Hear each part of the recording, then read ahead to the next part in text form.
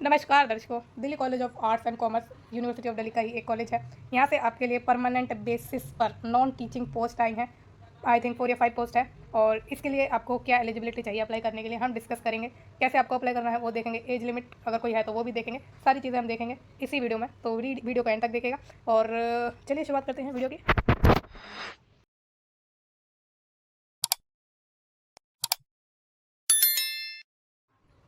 तो आइए चर्चा करते हैं इन वैकेंसीज पर। ऑनलाइन इसमें आपको एप्लीकेशन फॉर्म भरना है। लास्ट डेट आपकी है 21 सितंबर 2025, ये आपकी लास्ट डेट है। अब बढ़ते हैं वैकेंसीज की डिटेल पर, ठीक है। डायरेक्टर ऑफ फिजिकल एजुकेशन, इसमें जो आपका पे लेवल है 10 है। टोटल नंबर वैकेंसी 1 है। अनरिजर्व के लिए है, जिसमें कोई भी कैटेगरी वाला भी अप्लाई कर सकता है, बशर्ते उनको कोई भी जो है कैटेगरी वाला लाभ नहीं दिया जाएगा, कोई भी बेनिफिट नहीं दिया जाएगा, ठीक है। जैसे अगर आपको एज लिमिट में कुछ भी रिलैक्सेशन चाहिए तो आपको नहीं मिल पाएगी, क्योंकि आप एक अनरिजर्व कैंडिडेट के रूप में ही गिने जाएंगे और आपको उसमें अपना सर्टिफिकेट भी नहीं लगाना है, ठीक है। फिर एज लिमिट की इसमें बात करें तो यूनिवर्सिटी के रूल के अकॉर्डिंग है इसकी। अब सीनियर टेक्निकल असिस्टेंट कंप्यूटर में इसमें इसमें जो पे लेवल है वो 6 है। एक वैकेंसी है इसमें पीडब्ल्यूडी के अंडर हेयरिंग इम्पेयर्ड के लिए। 35 साल की एज लिमिट है। प्रोफेशनल असिस्टेंट में 6 पे लेवल है, 2 वैकेंसी हैं, दोनों की दोनों अनरिजर्व के लिए है। 35 साल एज लिमिट है। सेमी प्रोफेशनल असिस्टेंट के लिए 5 पे लेवल है, 1 वैकेंसी है और वो आपकी एससी के लिए है। 32 एज लिमिट है। लाइब्रेरी अटेंडेंट में 1 वैकेंसी है, सॉरी 1 नहीं, पे लेवल है 1 और जो आपकी वैकेंसी है 1 और वो भी आपकी अनरिजर्व के लिए है। 32 एज लिमिट है, ठीक है। फिर आगे बात करें इसमें कि और क्या चीज़ें इंपॉर्टेंट है, एलिजिबिलिटी देख लेते हैं क्या है।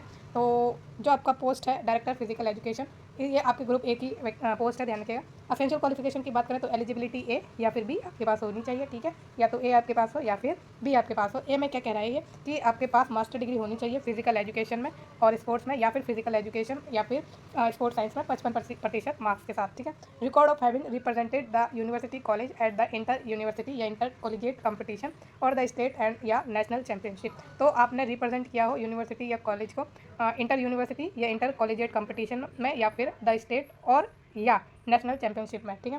तीसरा क्या है इसमें, beside fulfilling the above qualification, इन दोनों के अलावा the candidate must have clear the national eligibility test. तो इसमें जो आपका नेट भी क्लियर होना चाहिए। तो ये तीनों की तीनों आपके लिए कंपलसरी है, जो कि ए में आती है, ठीक है। तो एलिजिबिलिटी ए आपकी ये हो गई। अब नेक्स्ट बात करें कि इसमें और क्या चीज़ें आपसे मांगी है, तो बी की बात करते हैं। बी में एन एशियन गेम और Commonwealth games medal winner who has a degree at least at post graduation level. तो इसमें सिर्फ एक ही इन्होंने चीज़ रखी है कि अगर आपने एशियन गेम या फिर कॉमनवेल्थ गेम में मेडल जीता है और आपके पास डिग्री है पोस्ट ग्रेजुएशन लेवल की, तो इसमें आप अप्लाई कर सकते हैं, ठीक है। तो ये चीज़ें आपके लिए हो गई क्लियर, ठीक है। तो क्लियर हो गई चीज़ें आपके लिए ये सारी जो भी मैंने बताई है। कोई डाउट होगा तो आप मुझसे पूछ सकते हैं।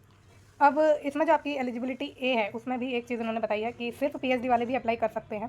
वो उनके लिए कंडीशन दी गई है, मतलब अगर आपके पास पीएचडी डिग्री है और नेट नहीं है तब भी आप अप्लाई कर सकते हैं, लेकिन उसके लिए इन्होंने कंडीशन दी है। ये मैं एलिजिबिलिटी ए की बात कर रही हूँ, ठीक है। एलिजिबिलिटी ए में जो आपकी नेट मांगी है, अगर आपके पास नेट नहीं है और पीएचडी डिग्री है, उसके साथ कुछ कंडीशन भी आप जो है क्वालिफाई करते हैं तो आप अप्लाई कर सकते हैं। तो इसमें कह रहा है provided that the award of degree to candidate registered for PhD programme prior to 11 July 2009 shall be govern by the provision of the then existing ordinance by law regulation of the institution awarding the degree, ठीक है। तो इसमें क्या कह रहा है कि अगर आपने डिग्री में जो रजिस्ट्रेशन किया है वो 11 जुलाई 2009 से पहले किया है और उसके मतलब तब के जो लॉ थे और जो रेगुलेशन थे, जो बाय लॉस थे, वो आपका इंस्टीट्यूशन फॉलो करता है, मतलब आपको फॉलो करने हैं, ठीक है। तो मतलब ये कह रहा है कि जो आपका इंस्टीट्यूशन है उसके जो लॉज ऑर्डिनेंस रेगुलेशन है उसके अकॉर्डिंग आपकी डिग्री है उस फॉलो करती है, गवर्न होती है उसके अकॉर्डिंग, ठीक है। और all such PhD candidate shall be exempted from the requirement of the net, ठीक है। तो ये मैंने बोला आपको, तो उनको नेट की जरूरत नहीं है। ये कंडीशन आपकी होनी चाहिए। अगर आपको समझने में या मेरे समझाने में कमी रह गई है तो आप मुझसे पूछ सकते हैं बेझिझक कमेंट सेक्शन में या टेलीग्राम चैनल पर। टेलीग्राम चैनल का लिंक आपको इस वीडियो के डिस्क्रिप्शन बॉक्स में ही मिलेगा। और ये टेलीग्राम चैनल आप ही के लिए बनाया है मैंने, खास करके जिनको कुछ भी दिक्कत आती है फॉर्म से रिलेटेड, मतलब जब एप्लीकेशन फॉर्म भरते हैं तो उसमें कुछ दिक्कत आती है तो उसके हेल्प के लिए मैंने वो चैनल बनाया है, या आपके करियर के लिए आपको कोई एडवाइस चाहिए उसके लिए बनाया है। कोई नोटिफिकेशन की डिटेल में, जैसे लास्ट डेट बहुत नज़दीक है तो उसमें भी वो पीडीएफ जल्द से जल्द डाली जाती है, तो उसके लिए भी वो मैंने बनाया ताकि आपका एक भी एप्लीकेशन फॉर्म ना छूटे, फॉर्म भरा जाए टाइमली और आपका सिलेक्शन भी हो जाए। तो उन चीज़ों के लिए मैंने ये टेलीग्राम चैनल बनाया है, ठीक है। तो उस चैनल को आप ज्वाइन करिए ताकि आपका जो चीज़ें हैं वो सॉर्ट आउट रहे। तो ये चीज़ हो गई। फिर इसके अलावा अब ये तो आपकी हो गई कंडीशन ये वाली। अब उसके साथ आपको और भी जो कंडीशन इन्होंने रखी है वो क्या रखी है कि जो असिस्टेंट प्रोफेसर इक्विवेलेंट पोजीशन है in university college institute subject to the fulfilment of the following condition. तो कौन सी आपकी कंडीशन है कि the PhD degree of the candidate has been awarded in the regular mode. Regular mode से ही PhD degree हो आपकी। PhD thesis has been evaluated by at least 2 external examiner. तो जो आपकी थीसिस है वो 2 एक्सटर्नल एग्जामिनर द्वारा जांची गई हो। और तीसरी and open PhD viva voce of the candidate has been conducted. आपका वाइवा वर्स हुआ हो। The candidate has publish 2 research paper, आपने 2 रिसर्च पेपर पब्लिश किए हों आपके पीएचडी वर्क के, और जिसमें से एक जो है रेफरेंस जर्नल में होना चाहिए।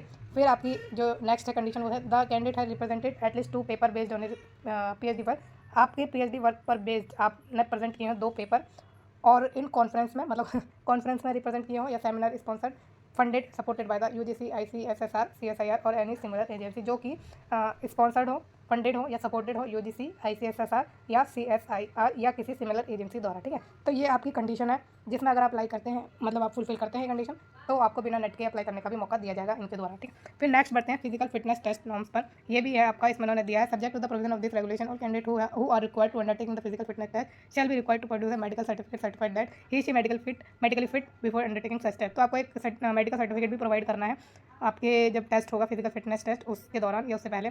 On on production of such certificate mention in sub clause above the candidate would be required to undertake the physical fitness test in according with the following norms. तो कौन कौन से नॉर्म्स है आपके physical fitness test के? तो man के लिए 12 मिनट की रन या वॉक टेस्ट है। 30 ईयर्स तक आपको 1800 मीटर की रनिंग या वॉक करनी है। अगर आप 40 साल से नीचे हैं तो 1500 मीटर या 1500 मीटर की रनिंग या वॉक करनी है। और 45 साल से नीचे हैं तो 1200 मीटर की वॉक या रनिंग करनी है। 50 साल से तक है आप तो 800 मीटर की रनिंग या वॉक करनी है। वुमेन की बात करें तो 8 मिनट की रनिंग या वॉक टेस्ट होगा। 30 एज लिमिट के साथ 1000 मीटर वॉक या रन करना है। 40 एज लिमिट के साथ 800 मीटर या वॉक या रन करना है। 45 साल की लिमिट के साथ 600 मीटर की रनिंग या वॉक है। और 50 साल तक के लिए 400 मीटर की रनिंग है वॉक है। अब नेक्स्ट बढ़ाते हैं सीनियर टेक्निकल असिस्टेंट कंप्यूटर पर। ये आपकी ग्रुप बी की पोस्ट है टेक्निकल की कैटेगरी में और 35 साल एज लिमिट में बता दिया। इसमें आपको एसेंशियली चाहिए मास्टर की डिग्री आपके रेलिवेंट सब्जेक्ट में, मिनिमम 2 ईयर एक्सपीरियंस भी चाहिए साथ में रेलिवेंट फील्ड में। या फिर अगर आपके पास ये वाली क्वालिफिकेशन नहीं है तो आपने फर्स्ट क्लास बैचलर डिग्री करी हो, मतलब 60% के साथ आपने बैचलर की डिग्री करी हो रेलिवेंट सब्जेक्ट में, और साथ में 5 साल का वर्किंग एंड मेंटेनेंस एक्सपीरियंस चाहिए of sophisticated scientific instrument in the laboratory, ठीक है। मतलब आपने 5 साल जो एक्सपीरियंस लिया हो वर्किंग और मेंटेनेंस का, और वो जो मेंटेनेंस आपने किया हो सोफिस्टिकेटेड साइंटिफिक इंस्ट्रूमेंट के किए हो लेबोरेटरी में, ठीक है। तो ये चीज़ आपकी हो गई। तो एमए अगर आपने करी है तो 2 साल का एक्सपीरियंस चाहिए, और अगर बीए करा है तो आपको 5 साल का एक्सपीरियंस चाहिए। तो ये चीज़ आपकी हो गई। और अगर आपने एक्सपीरियंस लिया है किसी university, research establish, central, state government, PSU and other autonomous body या प्राइवेट ऑर्गेनाइजेशन में, तो प्राइवेट ऑर्गेनाइजेशन अगर आपकी है तो उसका जो एनुअल टर्नओवर 200 करोड़ होना चाहिए, रेप्यूटेड होनी चाहिए मतलब। फिर प्रोफेशनल असिस्टेंट की बात करें तो इसमें जो आपकी लिमिट 35 साल है, ये नॉन मिनिस्ट्रियल है, ग्रुप बी की पोजीशन है। मास्टर डिग्री आपकी मांगी है इसमें लाइब्रेरी एंड इन्फॉर्मेशन साइंस में, साथ में 2 साल का एक्सपीरियंस भी मांगा है रेलिवेंट फील्ड में। और अगर आपने मास्टर की डिग्री करी है तो उस केस में आपको 3 साल का एक्सपीरियंस चाहिए। नॉलेज ऑफ कंप्यूटर एप्लीकेशन भी आपके पास होनी चाहिए रिटर्न एंड स्किल टेस्ट की, ठीक है। फिर सेमी प्रोफेशनल असिस्टेंट की बात करें तो ग्रुप बी नॉन मिनिस्ट्रियल आपकी पोस्ट है। मास्टर डिग्री मांगी है इन library science and information science, या फिर आपके पास बैचलर की डिग्री होनी चाहिए लाइब्रेरी एंड इन्फॉर्मेशन साइंस में ही, साथ में 2 साल का रेलिवेंट एक्सपीरियंस चाहिए आपको, ठीक है। तो ये चीज़ आपकी हो गई। अब जो मास्टर डिग्री है उसमें कोई एक्सपीरियंस की नीड नहीं है, लेकिन अगर आपने बैचलर की डिग्री करी है तो 2 साल का एक्सपीरियंस चाहिए ही चाहिए, और वो किसी भी आपकी गवर्नमेंट में ऑटोनोमस बॉडी में होनी चाहिए।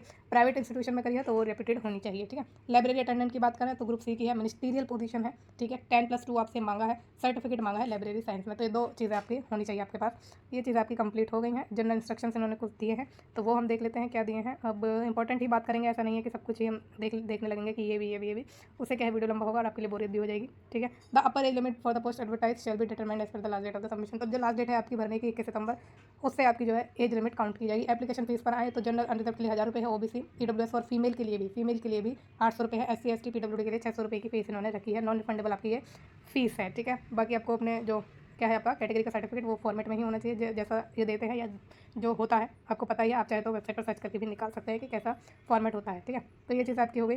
अब और क्या है, और ठीक है सीएसटी एप्लीकेशन में एलिजिबिलिटी क्राइटेरिया। तो एक चीज़ इंपॉर्टेंट थी इसमें, candidate should not furnish any particular that are false, tampered, fabricated और suppress by many material information while submitting the application की सेल्फ सर्टिफाइड कॉपीज टेस्टिमोनियल्स। तो आप जो है जो सेल्फ अटेस्ट करके अपने सारे जो डॉक्यूमेंट है वो अपलोड करिएगा, ठीक है। तो ये कुछ चीज़ें हैं जो इंपॉर्टेंट होती है। और अगर आप एक से ज़्यादा पोस्ट के लिए फॉर्म भरना चाहते हैं तो आपको जो अलग अलग फॉर्म भरना है, और एक ही पोस्ट के लिए आप 2 बार फॉर्म मत भरना, आपका जो कैंडिडेचर है वो कैंसिल हो जाएगा, ठीक है। Admit card will not be send by post के द्वारा एडमिट कार्ड नहीं भेजे जाएंगे आपको, जो है ईमेल के द्वारा या वेबसाइट पर मिल जाएंगे क्या आपको एडमिट कार्ड डाउनलोड करने का लिंक, ठीक है। तो ये चीज़ आपकी हो गई। और बढ़े आगे तो ठीक है। अब ये ध्यान रखिएगा लास्ट डेट से पहले फॉर्म आप भर लेना। लास्ट डेट का वेट मत भरना, क्योंकि लास्ट डेट का वेट मत करना, क्योंकि इससे आपका जो टेक्निकल एरर आते हैं वेबसाइट पर और आप फॉर्म भरने में चूक जाते हैं। तो ये चीज़ का ध्यान रखिएगा। तो वीडियो को हम यही एंड करते हैं। सारी इंपॉर्टेंट डिटेल्स हमने डिस्कस कर लिया। कुछ रह गया तो आप मुझसे कमेंट बॉक्स में पूछ सकते हैं, या टेलीग्राम चैनल पर ज्वाइन करिए, उसमें जो आप क्वेश्चन पूछेंगे उसका आपको तुरंत आंसर दिया जाएगा, ठीक है। तो वहाँ पर आप ज़्यादा इजीली मुझसे कनेक्ट कर सकते हैं। तो अगर आपको वीडियो अच्छी लगी तो लाइक, शेयर और चैनल को सब्सक्राइब जरूर करिएगा। Thank you so much.